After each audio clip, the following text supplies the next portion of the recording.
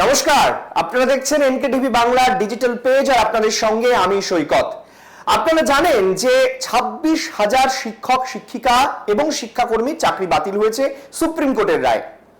আর অবশেষে এবার এই গোটা ঘটনা নিয়ে মুখ খুললেন রাহুল গান্ধী। তিনি আবার একটি চিঠি লিখে বসলেন। কাকে লিখলেন চিঠি? তিনি লিখলেন দেশের রাষ্ট্রপতিকে, তিনি লিখলেন দ্রৌপদী মুর্মুকে। তিনি লিখলেন যে এই যে যোগ্যদের চাকরি বাতিল হয়ে গেল সুপ্রিম কোর্টের রায়ে, এই বিষয়টিতে তার হস্তক্ষেপ করা উচিত, কারণ যোগ্যদের চাকরি বাতিল এটা কার্যত অন্যায়, এবং এই অন্যায় যাতে না হয় তার জন্য রাষ্ট্রপতি তার হস্তক্ষেপ দাবি করলেন এবং তাকে চিঠি লিখলেন।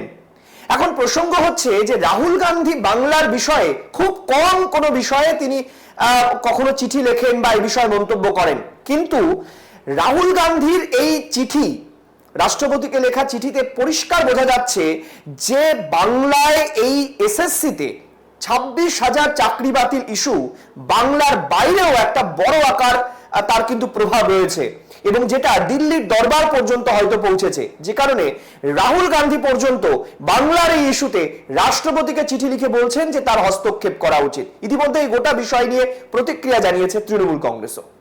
নমস্কার, আপনারা দেখছেন এনকে টিভি বাংলার ডিজিটাল পেজ আর আপনাদের সঙ্গে আমি সৈকত। আপনারা জানেন যে 26,000 শিক্ষক শিক্ষিকা এবং শিক্ষাকর্মীর চাকরি বাতিল হয়েছে সুপ্রিম কোর্টের রায়। আর অবশেষে এবার এই গোটা ঘটনা নিয়ে মুখ খুললেন রাহুল গান্ধী। তিনি আবার একটি চিঠি লিখে বসলেন। কাকে লিখলেন চিঠি?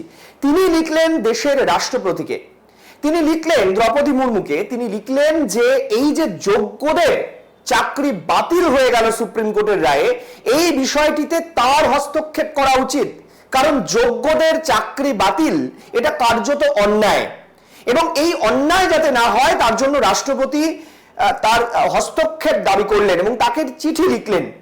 এখন প্রসঙ্গ হচ্ছে যে রাহুল গান্ধী বাংলার বিষয়ে খুব কম কোনো বিষয়ে তিনি কখনো চিঠি লেখেন